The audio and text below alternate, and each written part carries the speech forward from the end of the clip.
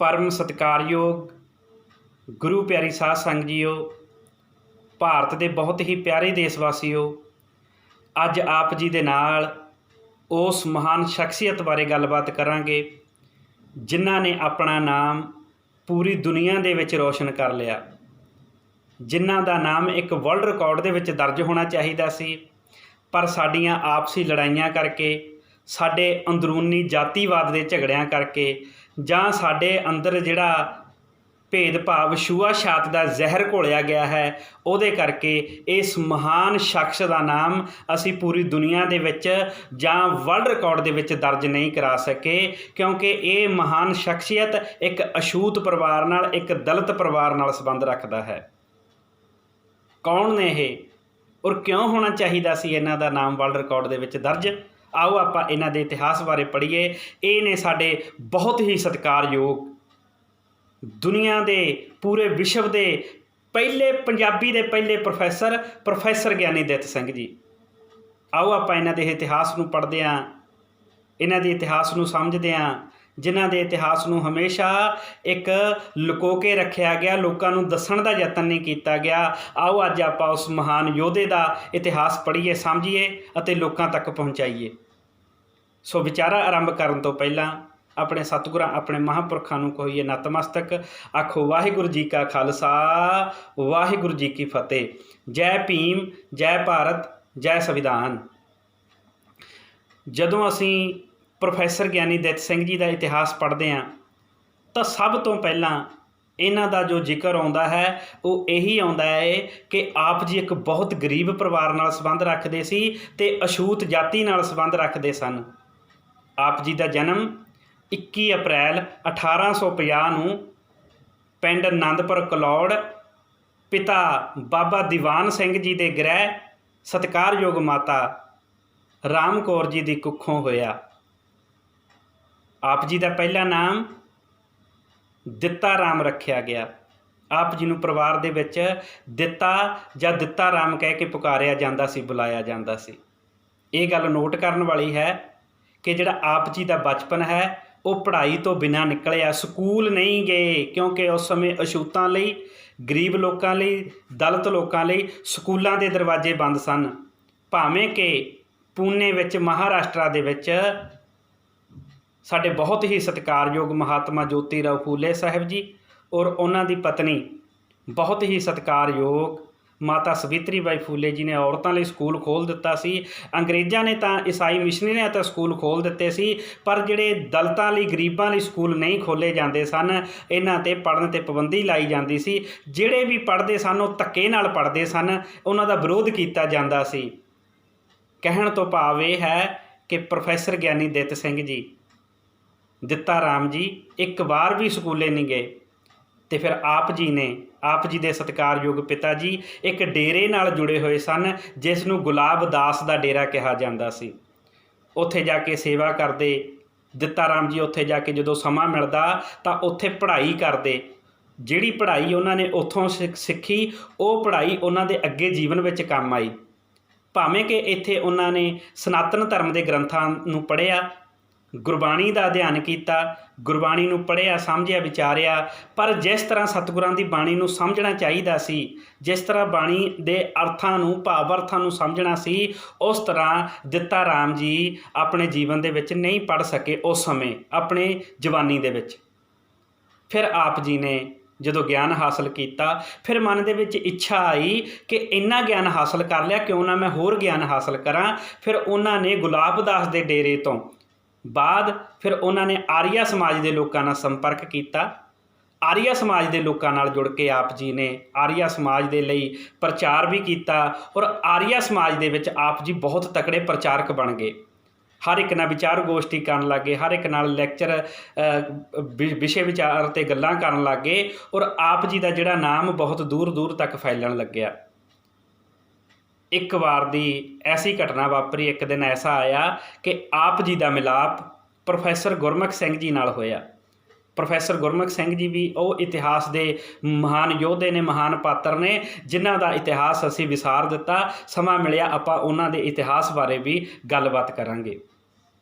ਹੁਣ ਜਦੋਂ ਪ੍ਰੋਫੈਸਰ ਗੁਰਮੁਖ ਸਿੰਘ ਜੀ ਨਾਲ ਮੇਲ ਮਿਲਾਪ ਹੁੰਦਾ ਤਾਂ ਦਿੱਤਾ ਰਾਮ ਜੀ ਨਾਲ ਵਿਚਾਰਾਂ ਚੱਲਦੀਆਂ ਨੇ, ਤਾਂ ਪ੍ਰੋਫੈਸਰ ਗੁਰਮੁਖ ਸਿੰਘ ਜੀ ਗੁਰਬਾਣੀ ਦੀਆਂ ਇੰਨੀਆਂ ਪਿਆਰੀਆਂ ਉਦਾਹਰਨਾਂ, ਗੁਰਬਾਣੀ ਦੇ ਵਿੱਚੋਂ ਇੰਨੀਆਂ ਸੋਹਣੀਆਂ ਦਲੀਲਾਂ, ਤਰਕ ਤੇ ਤੱਥਾਂ ਦੇ ਆਧਾਰ ਤੇ ਅਜਿਹੀਆਂ ਗੱਲਾਂ ਕਰਦੇ ਨੇ ਕਿ ਜਿਹੜੇ ਦਿੱਤ ਰਾਮ ਜੀ ਸੀਗੇ, ਦਿੱਤਾ ਰਾਮ ਜੀ ਦਾ ਜਿਹੜਾ ਦਿਮਾਗ ਸੀ, ਉਹ ਦਿਮਾਗ ਦੇ ਜਿਹੜੇ ਪਰਦੇ ਖੋਲ੍ਹ ਛੱਡੇ ਵੀ ਅਸਲ ਦੇ ਵਿੱਚ ਸਤਿਗੁਰ ਸੱਚੇ ਪਾਤਸ਼ਾਹ ਜੀ ਦੀ ਗੁਰਬਾਣੀ ਇਹ ਕਹਿ ਰਹੀ ਹੈ ਜੋ ਅਸੀਂ ਅਜੇ ਤੱਕ ਸਮਝਣ ਨੂੰ ਤਿਆਰ ਨਹੀਂ।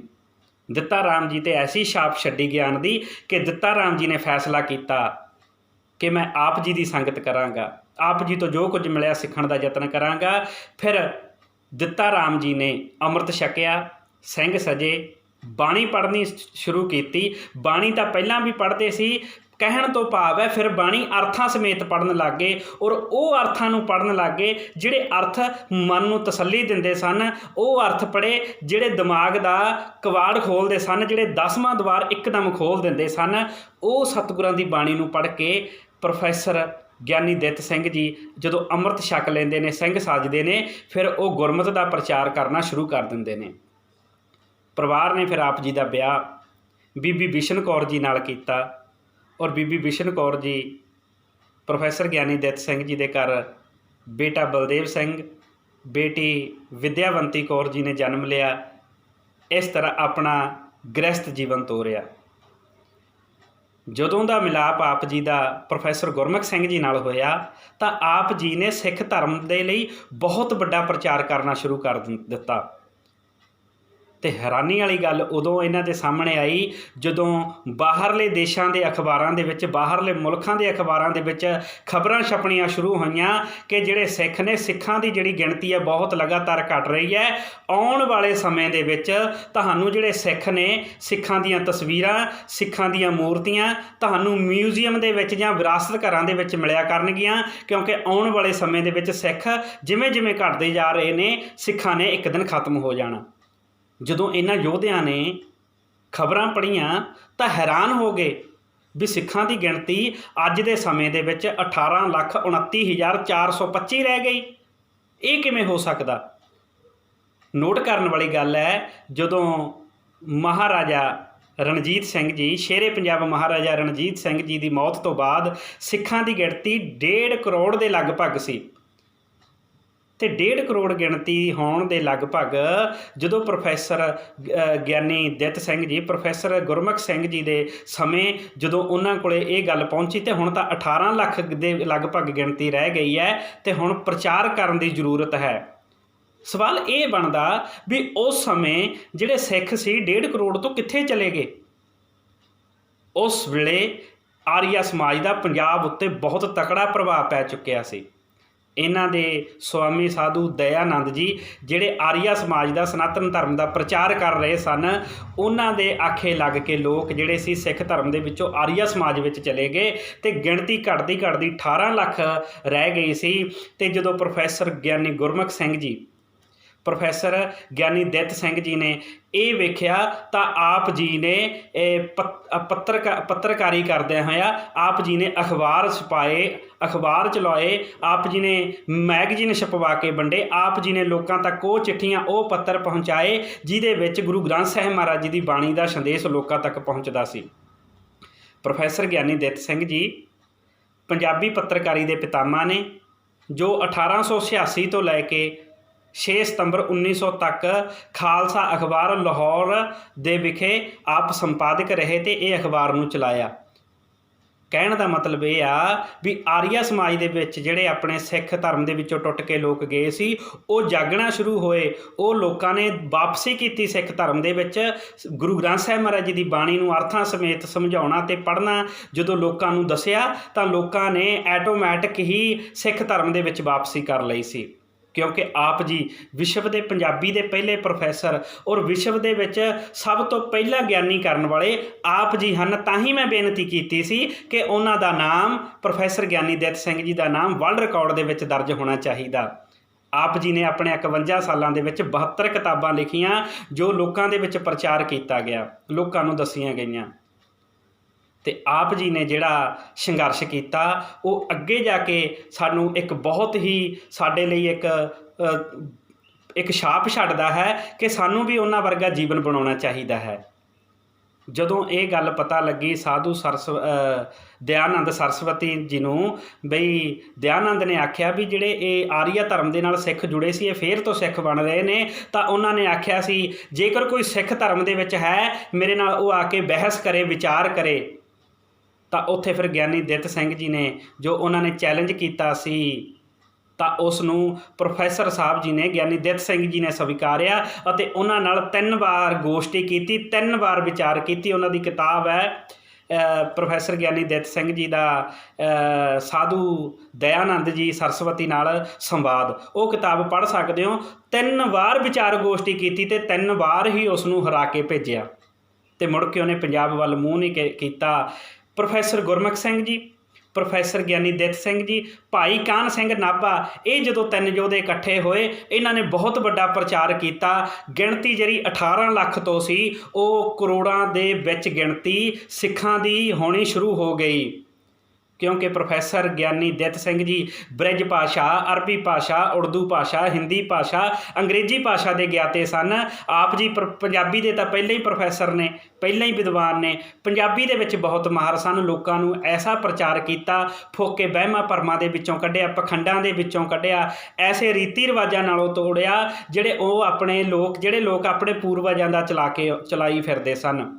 ਜਿਵੇਂ ਕਈ ਇਹੋ ਜਿਹੀਆਂ ਘਟਨਾ ਵਾਪਰਦੀਆਂ ਨੇ ਦਰਬਾਰ ਸਾਹਿਬ ਦੇ ਵਿੱਚ ਜਿਹੜੇ ਨਿਰਮਲੇ ਸੀ, ਇਹ ਸਾਧੂ ਸੀ, ਇਹਨਾਂ ਨੇ ਮੂਰਤੀਆਂ ਸੀ ਜਿਹੜੀਆਂ ਦੇਵੀ ਦੇਵਤੇ ਦੀਆਂ, ਉਹ ਦਰਬਾਰ ਸਾਹਿਬ ਦੀਆਂ ਪ੍ਰਕਰਮਾਂ ਦੇ ਵਿੱਚ ਸਥਾਪਿਤ ਕਰ ਦਿੱਤੀਆਂ। ਅਤੇ ਬਾਬਾ ਖੇਮ ਸਿੰਘ ਵਰਗੇ ਜਿਨ੍ਹਾਂ ਨੂੰ ਲੋਕ ਬਾਬਾ ਜੀ ਕਹਿ ਕੇ ਮੱਥਾ ਵੀ ਟੇਕਦੇ ਸੀ, ਖੇਮ ਸਿੰਘ ਬੇਦੀ ਨਾਮ ਦਾ ਇੱਕ ਜਿਹੜਾ ਸ਼ਖਸ ਸੀ, ਉਹ ਗੁਰੂ ਗ੍ਰੰਥ ਸਾਹਿਬ ਮਹਾਰਾਜ ਜੀ ਜਿੱਥੇ ਦਰਬਾਰ ਸਾਹਿਬ ਪਿਆ ਸੀ ਉੱਥੇ ਪ੍ਰਕਰਮਾਂ ਦੇ ਵਿੱਚ, ਦਿਉੜੀਆਂ ਦੇ ਵਿੱਚ ਆਪਣਾ ਗਦੈਲਾ ਲਾ ਕੇ ਬੈਠ ਗਿਆ। ਪ੍ਰੋਫੈਸਰ ਗਿਆਨੀ ਗੁਰਮੁਖ ਸਿੰਘ, ਪ੍ਰੋਫੈਸਰ ਗਿਆਨੀ ਦਿੱਤ ਸਿੰਘ ਅਤੇ ਭਾਈ ਕਾਨ੍ਹ ਸਿੰਘ ਨਾਭਾ ਵਰਗਿਆਂ ਨੇ ਕਾਨੂੰਨੀ ਤੌਰ 'ਤੇ ਉਹ ਮੂਰਤੀਆਂ ਚੁਕਾਈਆਂ ਅਤੇ ਕਾਨੂੰਨੀ ਤੌਰ 'ਤੇ ਉਹਨਾਂ ਨੇ ਜਿਹੜਾ ਉਹ ਗਦੈਲਾ ਸੀ ਨਾ ਬਾਬਾ ਖੇਮ ਸਿੰਘ ਬੇਦੀ ਦਾ, ਖਿੱਚ ਕੇ ਉਹਨੂੰ ਪਟਕਾ ਕੇ ਧਰਤੀ ਨਾਲ ਮਾਰਿਆ ਅਤੇ ਸਿੱਖ ਧਰਮ ਲਈ ਐਡੀ ਵੱਡੀ ਉਹਨਾਂ ਨੇ ਕੁਰਬਾਨੀ ਕਹਿ ਸਕਦੇ ਹਾਂ ਕਿ ਸੰਘਰਸ਼ ਕੀਤਾ, ਜਿਹਨੂੰ ਅਸੀਂ ਭੁੱਲ ਜਾ ਰਹੇ ਹਾਂ। ਪ੍ਰੋਫੈਸਰ ਗਿਆਨੀ ਦਿੱਤ ਸਿੰਘ ਜੀ ਦਾ ਜਿਹੜਾ ਸਮਝਾਉਣ ਦਾ ਲਹਿਜਾ ਸੀ ਨਾ ਉਹ ਬੜਾ ਨਿਵੇਕਲਾ ਅਤੇ ਬੜਾ ਪਿਆਰਾ ਸੀ। ਜਿਵੇਂ ਇੱਕ ਵਾਰ ਨਾ ਲੋਕਾਂ ਨੇ ਆਪਣੇ ਪੂਰਵਜਾਂ ਦੇ ਲਈ, ਜਿਹੜੇ ਉਹਨਾਂ ਦੇ ਦਾਦੇ ਪੜਦਾਦੇ ਬਾਪ ਦਾਦੇ ਦੁਨੀਆ ਤੋਂ ਤੁਰ ਗਏ ਸੀ, ਉਹਨਾਂ ਲਈ ਸ਼ਰਾਧ ਰੱਖੇ ਹੋਏ। ਹੁਣ ਜਦੋਂ ਸ਼ਰਾਧ ਰੱਖੇ ਹੋਏ ਸੀ ਤਾਂ ਉਹਨਾਂ ਨੇ ਸਿਆਣਿਆਂ ਨੂੰ, ਬਾਬਿਆਂ ਨੂੰ, ਪੰਡਤਾਂ ਨੂੰ, ਬ੍ਰਾਹਮਣਾਂ ਨੂੰ ਬੁਲਾ ਕੇ ਭੋਜਨ ਤਿਆਰ ਕੀਤਾ ਹੋਇਆ ਸੀ। ਉੱਥੇ ਜਿਹੜਾ ਵੀ ਆਉਂਦਾ ਸੀ ਭੋਜਨ ਖਾ ਲੈਂਦਾ ਸੀ, ਜਿਹੜਾ ਵੀ ਭੋਜਨ ਆਉਂਦਾ ਸੀ ਛਕ ਕੇ ਢਿੱਡ 'ਤੇ ਹੱਥ ਫੇਰ ਕੇ ਤੁਰਦਾ ਲੱਗ ਜਾਂਦਾ ਸੀ। ਅਤੇ ਪ੍ਰੋਫੈਸਰ ਗਿਆਨੀ ਦਿੱਤ ਸਿੰਘ ਜੀ ਪੁੱਛਣ ਲੱਗੇ, ਕਹਿੰਦੇ ਵੀ ਇਹ ਕੀ ਕਰ ਰਹੇ ਹੋ? ਕਹਿੰਦੇ ਜੀ ਲੰਗਰ ਲਾਇਆ। ਕਹਿੰਦੇ ਕਿਹੜਾ ਲੰਗਰ ਲਾਇਆ? ਕਹਿੰਦੇ ਜੀ ਇਹ ਲੰਗਰ ਤਾਂ ਲਾਇਆ ਬਈ ਜਿਨ੍ਹਾਂ ਦੇ ਬਾਪ ਦਾਦੇ ਬਜ਼ੁਰਗ ਇਸ ਦੁਨੀਆ ਤੋਂ ਸਦਾ ਲਈ ਚਲੇ ਗਏ, ਉਹ ਹੁਣ ਜਿੱਥੇ ਕਿਤੇ ਵੀ ਬੈਠੇ ਨੇ ਉਹ ਸਵਰਗਾਂ ਦੇ ਵਿੱਚ ਚਲੇ ਜਾਣ, ਉਹਨਾਂ ਦੇ ਸੱਚਖੰਡ ਦੇ ਦਰਵਾਜ਼ੇ ਉਹਨਾਂ ਲਈ ਖੁੱਲ੍ਹ ਜਾਣ। ਇਸ ਕਰਕੇ ਉਹਨਾਂ ਲਈ ਇਹ ਪ੍ਰਸ਼ਾਦੇ ਪਾਣੀ ਦਾ ਜਿਹੜਾ ਪ੍ਰਬੰਧ ਕੀਤਾ ਗਿਆ। ਪੰਡਤ ਬ੍ਰਾਹਮਣ ਬਾਬੇ ਜਿੰਨੇ ਵੀ ਨੇ ਉਹ ਇੱਥੇ ਆ ਕੇ ਪ੍ਰਸ਼ਾਦੇ ਛਕਦੇ ਨੇ। ਪ੍ਰਸ਼ਾਦਾ ਜਦੋਂ ਛਕਦੇ ਨੇ ਇਹ ਉਹਨਾਂ ਦੇ ਬਜ਼ੁਰਗਾਂ ਤੱਕ ਪਹੁੰਚਿਆ ਜਾਂਦਾ ਅਤੇ ਉਹ ਜਿਹੜੇ ਸਾਲ ਭਰ ਦੇ ਭੁੱਖੇ ਬੈਠੇ ਨੇ ਉਹਨਾਂ ਨੂੰ ਇਹ ਪ੍ਰਸ਼ਾਦਾ ਪਹੁੰਚਦਾ ਅਤੇ ਇਹਨਾਂ ਦੇ ਲਈ ਸਵਰਗਾਂ ਦੇ ਦਰਵਾਜ਼ੇ ਖੁੱਲ੍ਹਦੇ ਨੇ। ਜਦੋਂ ਅਸੀਂ ਮਾਇਆ ਦਾਨ, ਕੱਪੜੇ ਦਾਨ, ਆਪਣੇ ਘਰ ਦੇ ਸਮਾਨ ਨੂੰ ਇਹਨਾਂ ਬ੍ਰਾਹਮਣਾਂ ਨੂੰ, ਪੰਡਤਾਂ ਨੂੰ ਦਾਨ ਕਰਦੇ ਹਾਂ ਤਾਂ ਇਹਨਾਂ ਦੀ ਬਦੌਲਤ ਸਾਡੇ ਬਜ਼ੁਰਗਾਂ ਲਈ ਸਵਰਗਾਂ ਦੇ ਦਰਵਾਜ਼ੇ ਖੁੱਲ੍ਹ ਜਾਂਦੇ ਨੇ। ਅਤੇ ਪ੍ਰੋਫੈਸਰ ਗਿਆਨੀ ਦਿੱਤ ਸਿੰਘ ਜੀ ਨੇ ਸਾਰੇ ਲੋਕਾਂ ਨੂੰ ਇਕੱਤਰ ਕੀਤਾ ਅਤੇ ਕਹਿਣ ਲੱਗੇ, ਕਹਿੰਦੇ ਗੱਲ ਸੁਣੋ ਬਈ, ਜੇ ਇਸ ਤਰ੍ਹਾਂ ਇਹ ਪਹੁੰਚਾਇਆ ਹੋਇਆ ਖਾਣਾ ਪੀਣਾ, ਲੰਗਰ ਪ੍ਰਸ਼ਾਦਾ ਜੇ ਤੁਹਾਡੇ ਬਜ਼ੁਰਗਾਂ ਤੱਕ ਪਹੁੰਚਦਾ ਤਾਂ ਫਿਰ ਸਾਰਾ ਸਾਲ ਭੁੱਖੇ ਬੈਠੇ ਰਹਿੰਦੇ ਨੇ, ਸਾਰਾ ਸਾਲ ਕਿਉਂ ਨਹੀਂ ਦਿੰਦੇ? ਨੰਬਰ 1। ਦੂਜੇ ਨੰਬਰ 'ਤੇ ਗੱਲ ਆਖੀ, ਉਹ ਜਿਹੜੇ ਤੁਹਾਡੇ ਬਜ਼ੁਰਗਾਂ ਨੂੰ ਇਹਨਾਂ ਨੇ ਜਿਉਂਦੇ ਜੀ ਮੰਦਿਰਾਂ ਵਿੱਚ ਨਹੀਂ ਵੜਨ ਦਿੱਤਾ, ਜਿਉਂਦੇ ਜੀ ਧਾਰਮਿਕ ਸਥਾਨਾਂ ਦੇ ਵਿੱਚ ਨਹੀਂ ਵੜਨ ਦਿੱਤਾ, ਮਰਨ ਤੋਂ ਬਾਅਦ ਇਹਨਾਂ ਦੇ ਬਜ਼ੁਰਗਾਂ ਨੇ ਤੁਹਾਡੇ ਬਜ਼ੁਰਗਾਂ ਨੂੰ ਸਵਰਗਾਂ ਦੇ ਵਿੱਚ ਅੰਦਰ ਵਾੜ ਲੈਣਗੇ? ਉਹ ਦਰਵਾਜ਼ੇ ਖੋਲ੍ਹ ਦੇਣਗੇ ਸਵਰਗਾਂ ਦੇ? ਨਹੀਂ ਖੋਲ੍ਹਣਗੇ। ਅਤੇ ਜਦੋਂ ਇਹੋ ਜਿਹੀਆਂ ਗੱਲਾਂ ਕਰਦੇ ਸੀ ਨਾ, ਫੋਕੇ ਵਹਿਮਾਂ ਭਰਮਾਂ ਦੀਆਂ ਪਖੰਡੀਆਂ ਅਤੇ ਧੱਜੀਆਂ ਉਡਾ ਦਿੰਦੇ ਸਨ। ਐਸੇ ਯੋਧੇ ਹੋਏ ਨੇ ਜਿਨ੍ਹਾਂ ਨੂੰ ਅਸੀਂ ਇਤਿਹਾਸ ਦੇ ਵਿੱਚੋਂ ਭੁਲਾ ਦਿੱਤਾ। ਸੋ ਜਿਹੜੇ ਪ੍ਰੋਫੈਸਰ ਗਿਆਨੀ ਦਿੱਤ ਸਿੰਘ ਜੀ ਦਾ ਜੀਵਨ ਬਹੁਤ ਲੰਬਾ ਹੈ। ਜਦੋਂ ਆਪਾਂ ਨੂੰ ਕਿਤੇ ਸਮਾਂ ਮਿਲਿਆ ਆਪਾਂ ਇਹਨਾਂ ਦੇ ਪੂਰੇ ਜੀਵਨ ਬਾਰੇ ਗੱਲਬਾਤ ਕਰਾਂਗੇ। ਧੰਨਵਾਦ ਹੈ ਬਹੁਤ ਬਹੁਤ ਆਪ ਜੀ ਨੂੰ ਇਹ ਵੀਡੀਓ ਲਈ ਸਮਾਂ ਦੇਣ ਲਈ। ਧੰਨਵਾਦ ਹੈ ਜੇਕਰ ਤੁਸੀਂ ਇਸ ਵੀਡੀਓ ਨੂੰ ਹੋਰ ਲੋਕਾਂ ਤੱਕ ਪਹੁੰਚਾਉਂਦੇ ਹੋ, ਪ੍ਰਚਾਰ ਕਰਦੇ ਹੋ। ਪ੍ਰੋਫੈਸਰ ਗਿਆਨੀ ਦਿੱਤ ਸਿੰਘ ਜੀ, ਪ੍ਰੋਫੈਸਰ ਗੁਰਮੁਖ ਸਿੰਘ ਜੀ, ਭਾਈ ਕਾਨ੍ਹ ਸਿੰਘ ਨਾਭਾ ਜੀ, ਜਿਨ੍ਹਾਂ ਨੇ ਸਿੱਖ ਧਰਮ ਦੇ ਪ੍ਰਤੀ ਆਪਣਾ ਫਰਜ਼ ਨਿਭਾਉਂਦਿਆਂ ਹੋਇਆਂ ਉਹਨਾਂ ਨੇ ਲੋਕਾਂ ਨੂੰ ਜਾਗਰੂਕ ਕੀਤਾ, ਸਿੱਖ ਧਰਮ ਨਾਲ ਜੋੜਿਆ। ਗੁਰੂ ਨਾਨਕ ਦਾ ਜਿਹੜਾ ਧਰਮ ਹੈ, ਗੁਰੂ ਗ੍ਰੰਥ ਸਾਹਿਬ ਮਹਾਰਾਜ ਜੀ ਦੇ ਵਿੱਚ ਜਿੰਨੇ ਮਹਾਂਪੁਰਖਾਂ ਦੀ ਬਾਣੀ ਹੈ, ਉਹਨਾਂ ਦਾ ਇੱਕੋ ਹੀ ਪੈਗਾਮ ਹੈ ਕਿ ਸਭ ਤੋਂ ਜਿਹੜਾ ਵੱਡਾ ਧਰਮ ਹੈ ਉਹ ਇਨਸਾਨੀਅਤ ਦਾ ਧਰਮ ਹੈ। ਇਨਸਾਨ ਬਣੀਏ, ਜੇਕਰ ਆਪਾਂ ਇਨਸਾਨ ਬਣ ਗਏ ਤਾਂ ਸਭ ਤੋਂ ਵੱਡੇ ਧਰਮੀ ਹਾਂ। ਸੋ ਇੰਨੀਆਂ ਬੇਨਤੀਆਂ ਕਰਦਾ ਹੋਇਆ ਦਾਸ ਖੇਮਾ ਦਾ ਜਾਚਕ ਹੈ। ਅਗਰ ਕੋਈ ਗਲਤੀ ਹੋ ਗਈ ਹੋਵੇ, ਕਿਸੇ ਦੇ ਮਨ ਨੂੰ ਠੇਸ ਪੁੱਜੀ ਹੋਵੇ ਤਾਂ ਮੈਂ ਮਾफ़ੀ ਚਾਹੁੰਦਾ। ਵਾਹਿਗੁਰੂ ਜੀ ਕਾ ਖਾਲਸਾ, ਵਾਹਿਗੁਰੂ ਜੀ ਕੀ ਫਤਿਹ। ਜੈ ਭੀਮ, ਜੈ ਭਾਰਤ, ਜੈ ਸੰਵਿਧਾਨ।